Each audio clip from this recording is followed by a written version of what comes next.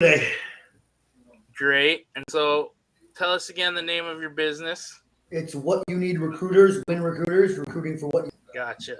Yeah. Gotcha. All right, Jose. You're in the driver's seat now.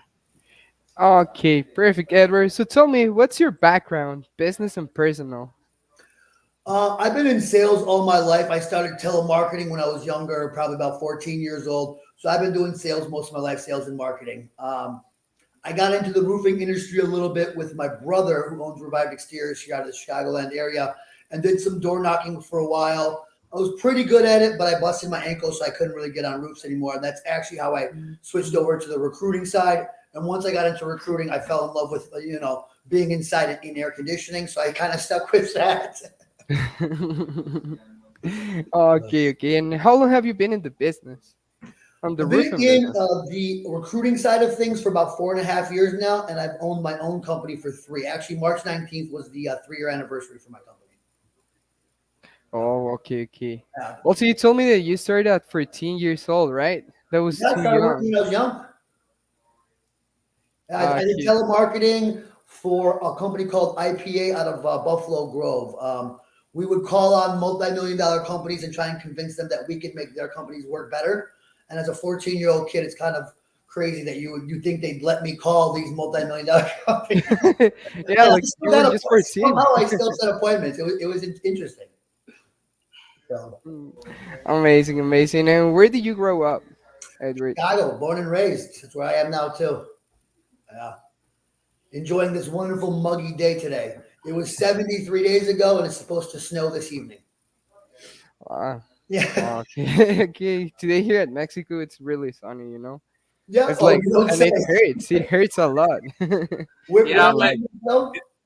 it's gonna be monsoon season here in like June or July down there, and it goes for months. Oh yeah, yeah, it goes for a lot. yeah. So enjoy the moment while you can. Exactly. Absolutely. Okay, and what do you do when you're not working, Edward? Well, I'm trying to open other businesses. On top of that, I love going boating and concerts and stuff like that. But like one of my only true like zens where you'll ever see me fully calm and not like so fidgety is when I'm cooking. I've been cooking since I was 8, and that's literally where I just kind of go into my own space and nothing else really matters. So yeah, it's a lot of fun for me. All You right. started a lot of things when you were young. Yeah. Yeah. So Well, so tell I'm a very picky eater, so I didn't really have a choice. I had to start cooking young. Yeah, I'm first generation. I'm sure you understand. My parents were both born in Poland, so they weren't always home. So you kind of had to fend for yourself and learn a little bit faster. hmm So Okay, Edward. tell us about the business, how you got into doing what you do. I mean, you briefly went over that. You got hurt. So tell it.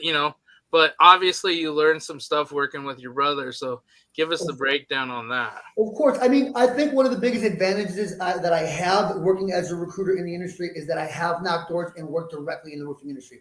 A lot of people have a little bit, but not quite to the level I have. Plus, having my brother in the industry has given me a lot of insight that I wouldn't normally be able to get. So when I do have questions on which ways I should do things or opinions on certain things, I do have himself as well as a lot of other people in the industry I've met through him, whether it be Latif or other individuals. That I get great advice from. So that's definitely helped a lot. But I think one of the big things is being able to see the intangibles that most people won't. The roofing industry isn't very glamorous. It's not for everybody. But if you find the right individual and learn how to get them excited about the position, they can make a lot of money. So it's about finding those small intangibles, learning how to use those. I'm not going to say against them, but to gain their trust a little bit and push them. Because getting people to interviews for a non-paid job where it's strict commission, especially nowadays when no one wants to work, isn't the easiest thing. So you got to grasp onto anything to make sure you get them excited. You send them extra emails. You send them the night before text messages. Good luck, this, that, the other. Make sure that you're on top of it. But that's one of the big things that coming from the roofing industry has taught me is, well, one, the grind. I mean, if you're not a grinder, you really can't be a door knocker. So that's one thing that I learned from it. But just being able to know what I'm actually selling to the candidates is the most important. Because a lot of people, you could read off a script or read what the people told you, but I can tell you like real life stories. I'm going to tell you, Every day is not going to be the greatest. You're going to have a lot of no's. Some people are going to tell you to F off, but your wins are going to be so much greater. You just got to wait for that first win so you feel that feeling. And once you do, you'll understand the industry. And it also depends of the attitude. Because when you're like down and you think you're not gonna sell, it happens. You won't do Absolutely. it until you get like the attitude, until you really want it, you can go ahead and do it. So Oh, that's really 100%. very Yeah. important, the attitude. A lot of things in life is attitude. If you're always negative and thinking it's not going to happen, then it's not going to happen. You've already done it to yourself. But if you're out there like today's the day, it's going to happen. This next, guess what? That little bit of excitement and that little bit of belief in yourself will show to the customer, and it'll help propel that sale. And if it doesn't, you'll learn more from that one. Every door that you knock and every time someone says no, if you're not learning if you don't consider what you said and what you could have done differently or how you could have answered questions differently, then you're not prepping yourself for the next door. Every door should be a learning lesson. A no is not a no because you're going to hit that door tomorrow or the next week anyways once you start getting jobs in the neighborhood.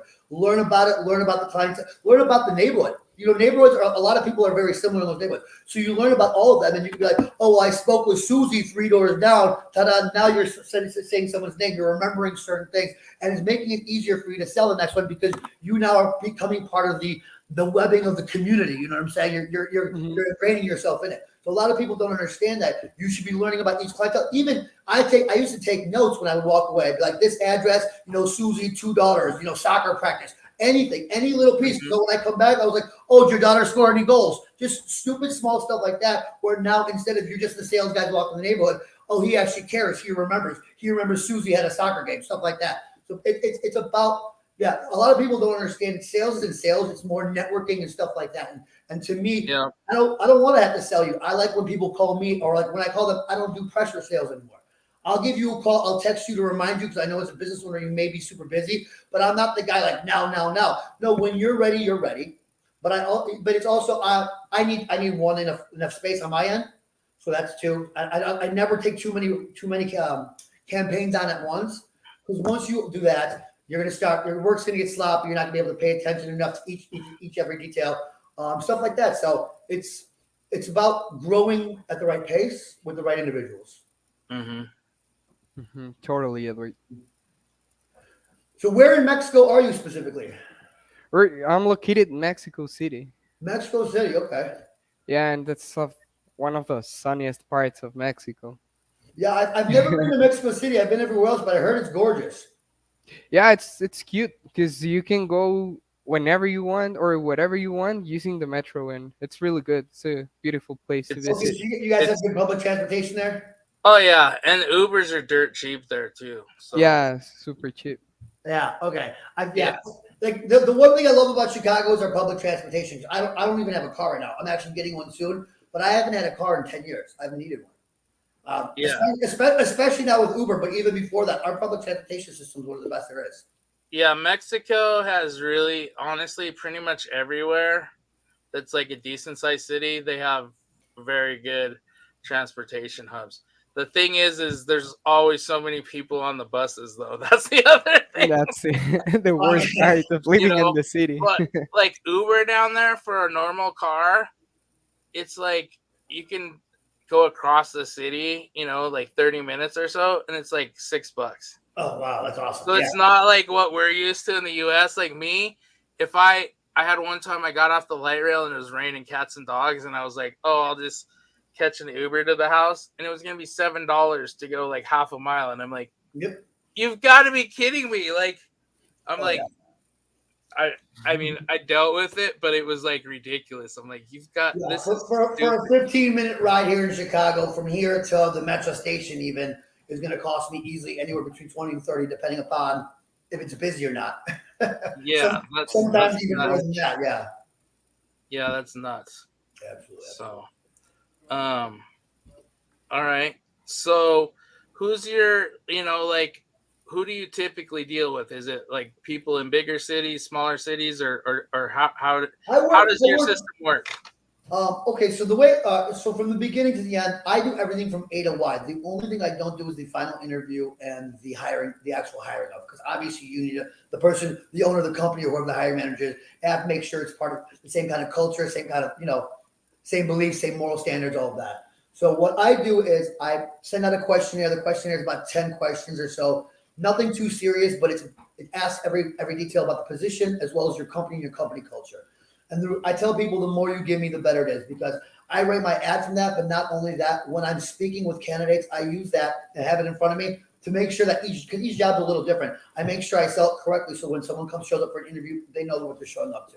Because if I send you 10 guys and only 3 of them know what's going on, that's 7 that were wasted time for all of us anyways. So I'd rather send you fewer interviews with higher grade, higher grade success rate than waste everybody's time. Otherwise, what are you paying me for, you know? Mhm. After that, I put an ad together and I post it to whether it's Indeed, LinkedIn, ZipRecruiter, all over to different websites.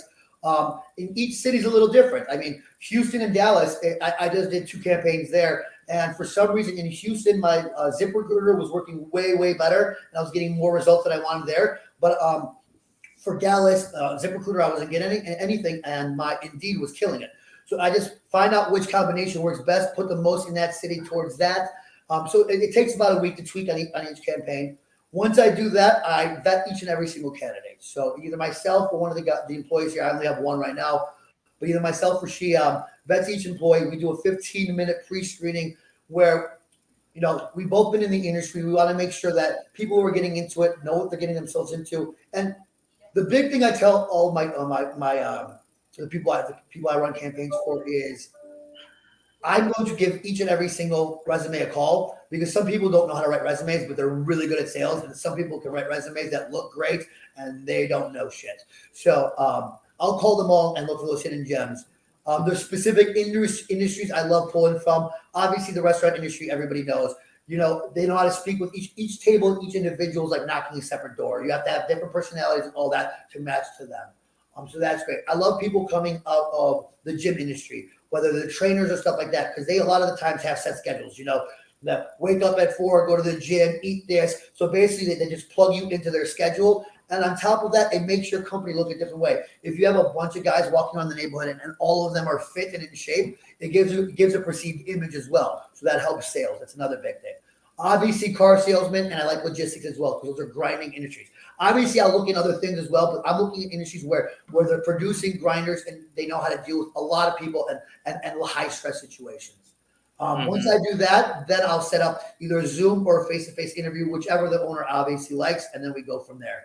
On average, I get so I do 1 month campaigns. They run $32.50 per month. This month, for the next month, we're running a 10% discount for the 3-year anniversary. But what that includes is a full 4-week campaign. We average between 2 and 4 hires. My goal is always to get 3 or more. If we ever hit a campaign where, you know, I've only got 1 or 2 hires by the end of week 4, I'll always add a 5th week for free. I have no problem with that. I would rather have a satisfied customer and take a little out of my end than not have a satisfied customer, because obviously, let's be serious here. This may be a huge industry, but it's a very small industry at the same time. Everybody knows everybody. And, you know, and don't get me wrong, I've had campaigns where they haven't gone well either. I had one, I'll be honest with you, I had one last season that I didn't like the way it ended. So I gave him a call earlier this week, and I set him up 3 interviews today. He already got 2 hires out of that. Sometimes it's about, you know, customer service is key. Yeah. So Yeah. that's one of my biggest things. But yeah, that's pretty much how I do everything. I'll do everything from A to Y, and then you do the final interview. And if I send you a couple guys and they're not exactly what you're looking for, I try and give you a call every Monday morning and every Friday before the end of the day. Monday morning to find out what your schedule is, so I can set the interviews at the right times. And then Friday to see if I need to tweak anything, see if you like the candidates, if I stay on the same path, or if there's something you want me to switch up a little, because obviously everyone wants something a little different. So it's just about keeping in contact and stuff. Yeah, definitely. Yeah. So yeah, and there's a lot of guys out there, you know, one of the fastest ways to be getting jobs is to be out there grinding it, setting up those appointments. All of it's necessary these days. Like, there's not one, you know, there's cities that are kind of saturated. And so, but if the guys are out there hitting it, then it's completely different. And some guys do it as, hey, we already have our lead generation stuff with insurance agents and stuff. But once you've got that job, you still should be working that neighborhood regardless. Oh, 100%. Yo, you should be working even harder. The day that you have the build, you should be knocking that neighborhood because you have proof. We're here, right? So the day of the build, you re-hit that entire block. and you get 2 or 3 houses on the block now you have credibility. Now, no one in that neighborhood wants to be the only person left without a brand new roof. Once you open a neighborhood, if you're not working it on the days you're doing builds and stuff like that and opening it up more, then like if you're only doing doing the leads like you were saying for the fence company before, that's never going to work out for you in the long term. Sure, in the short term you may bring in a couple bucks, but if you want to talk about real money and real success, I mean you're already there. What a waste of time if you don't knock that neighborhood. You're already there. What are you gonna? Yeah, no. And especially if you get that neighbor, I think it's going to get back towards it where people are not worried too much. I mean, it depends on what part of the country it is, but it used to be people knew their neighbors. Yep. I mean, I used to have, my mom, it hit her house in 2009 and she got 10 neighbors for me without even trying. Oh yeah. Because sometimes it's better like asking your neighbor for the service instead of looking it. It's easier these times because you just go to Google and start searching for roofing companies, where you always trust on your neighbor because you know him. So it's like easy leads. Because on Google that company could shut down tomorrow, right? Mm-hmm. But with your neighbor, they're your neighbor. They're going to be there. Exactly. Because the neighbor's always going to put their best foot forward because they're going to see you walking around the neighborhood as well. So they're going to give you that best service, the best roof, the best everything. Yeah. Absolutely. So I mean, what I'm saying is like you get the neighbor and they love you and everything, and then you have them, get you the stuff, get you, and you've already talked to the other people, but it's just good to have them reach out to the people they know in the neighborhood as well. My mom still has a group of friends from the neighborhood where they'll like twice a month get together, wine coolers, all that. You think that if you hit a house like that and you ask them like, hey, do me a favor, if you know anybody in the neighborhood, all they got to do is go on that group text and be like, hey, I got a guy doing my roof that did a good job. Now you have trust with all, right? And now you've opened up the internet.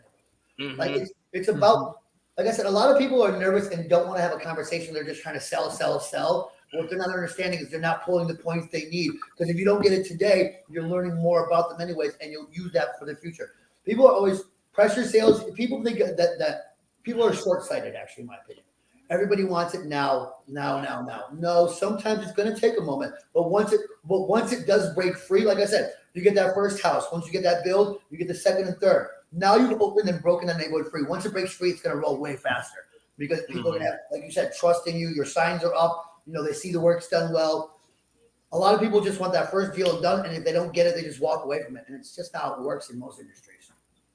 Yeah, and I mean, I have a buddy that I did his estimates for, and he would take over neighborhoods. Like if he's seen a different sign, he would try and recruit the guy that put the sign in. He would find out the stuff and everything.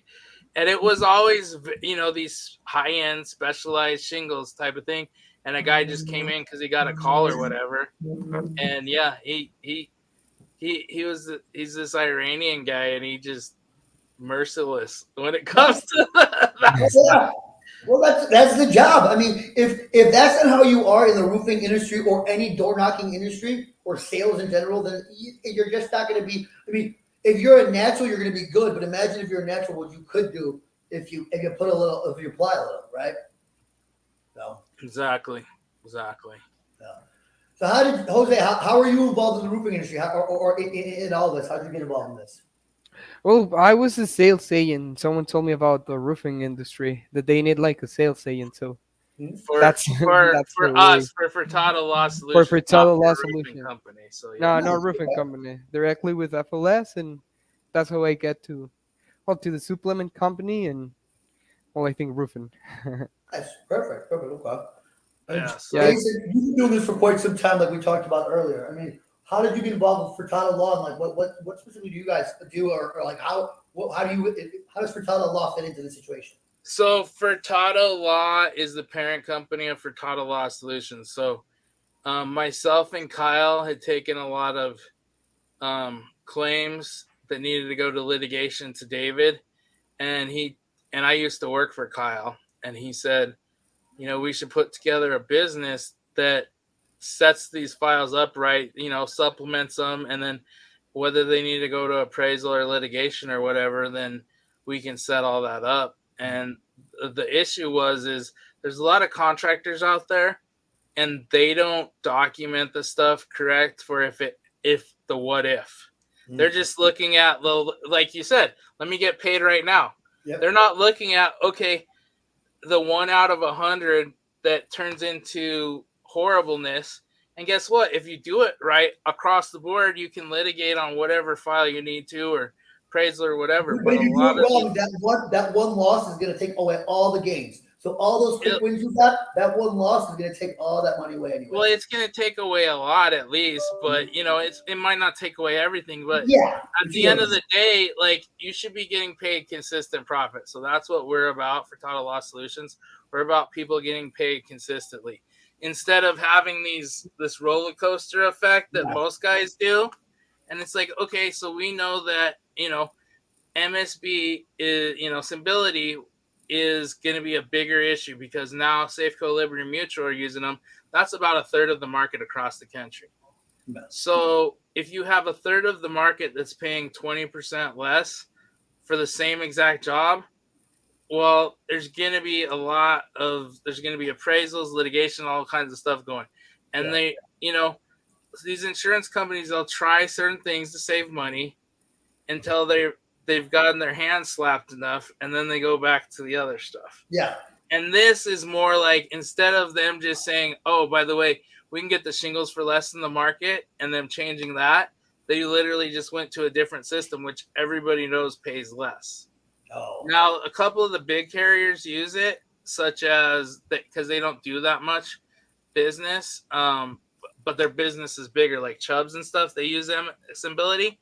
But the difference is they're reasonable. They look at see what stuff, and they work with the contractors to get stuff done for their clients, because they really they pay, their clients pay more than for the average policy. You could have two houses that are exactly the same.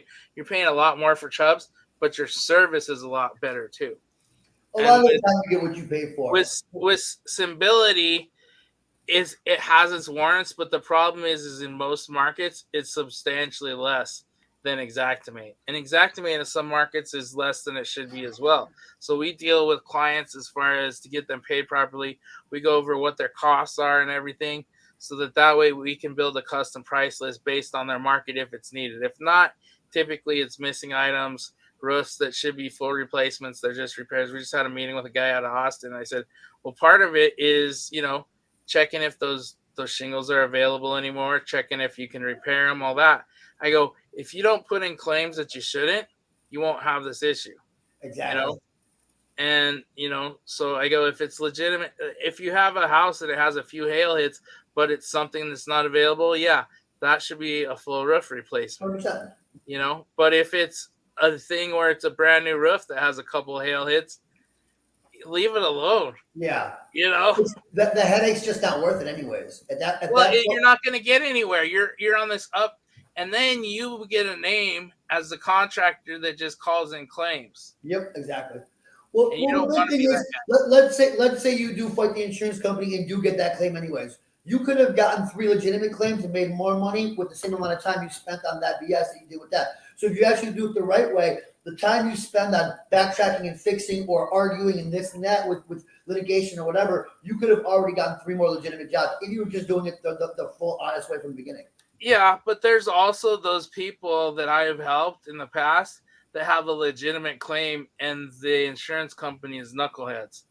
And of course, the insurance company is not there for the insured; they're there for the stockholders. Well, exactly. Yeah.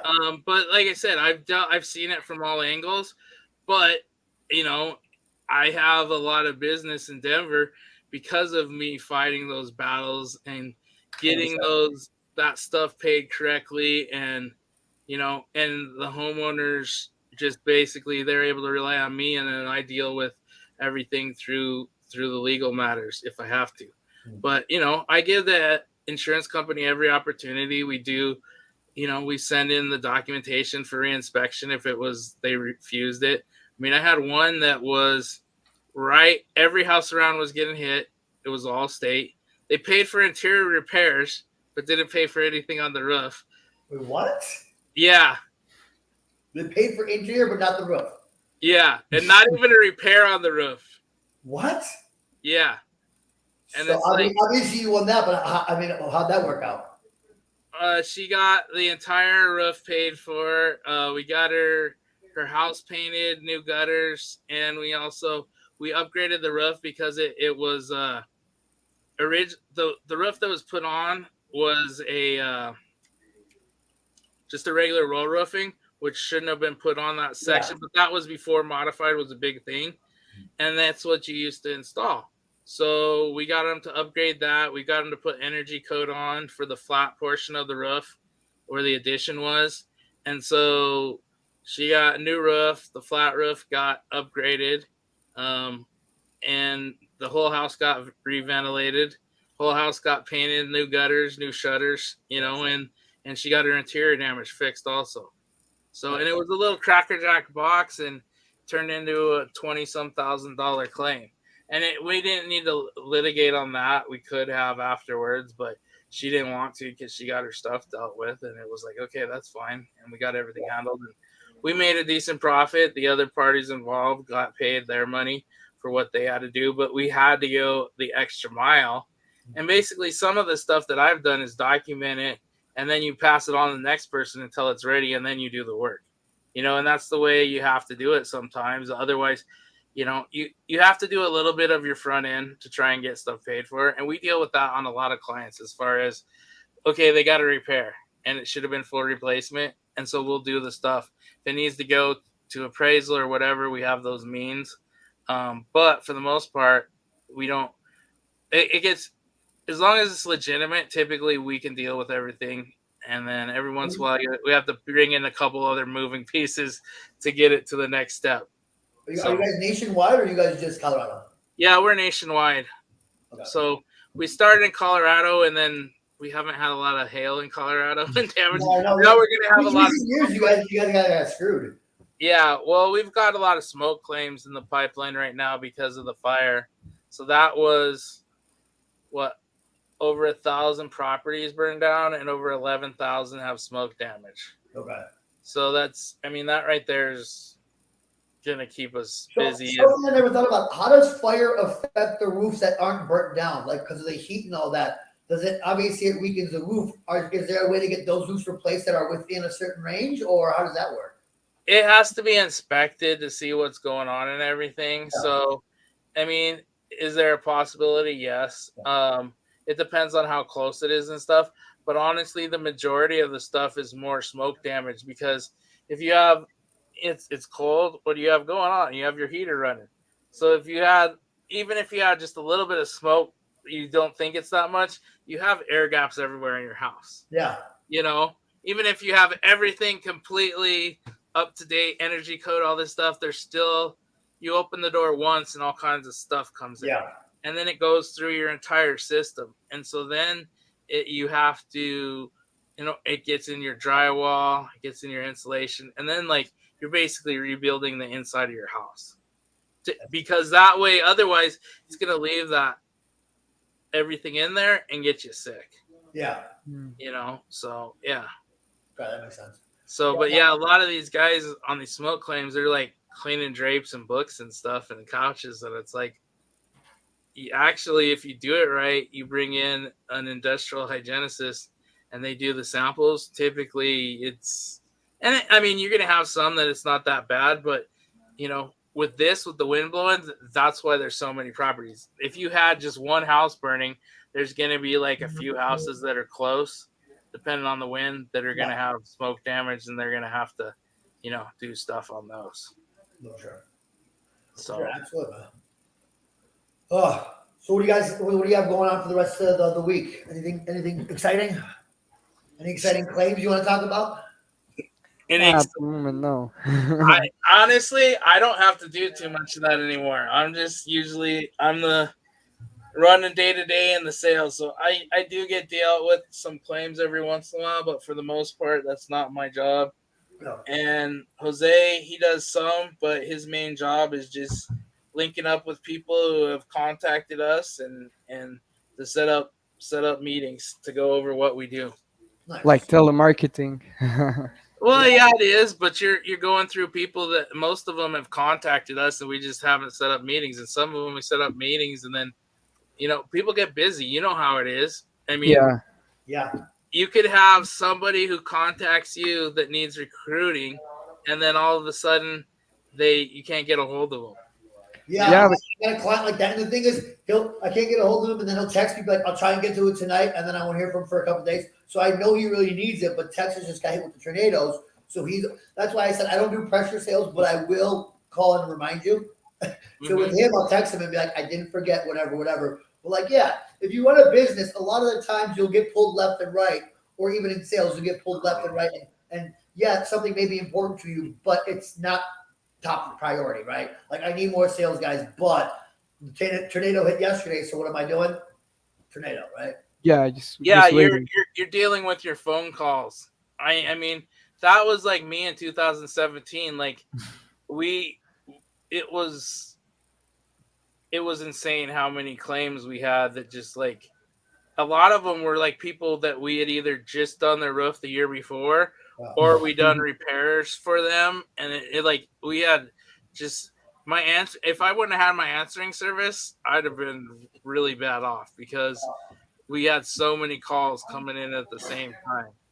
I can Yeah, You and know, understand. sometimes they're roofers, like they are the owners, and I call them like, hey, we're offering like supplementing services, and they're like, hey, I got like 2 minutes, just explain me like super fast, because I'm working on a roof right now. So Yeah, you better have your elevator pitch down. You better. yeah, and following up like 2 weeks later Yeah. or during like the week, because sometimes they're super busy, as you said. yeah. I mean, that's the name of the game. There's a lot of guys that wear a bunch of hats. You know. Yeah. Mm, And yeah, that's a lot of the times that's where they need me the most is they need me to help fill those positions so they can. I tell them all the time, if you're trying to do your recruiting, you're wasting time because you should be doing other things with that time. You should be building other parts of your company or doing sales where you're gonna have a lot more come in. If for 1 month I'm charging you $3,000, I'm gonna bring you three guys. Let's say one takes off and two stay with you. Those two guys each do $500,000 in sales. Was the $3,000 worth it?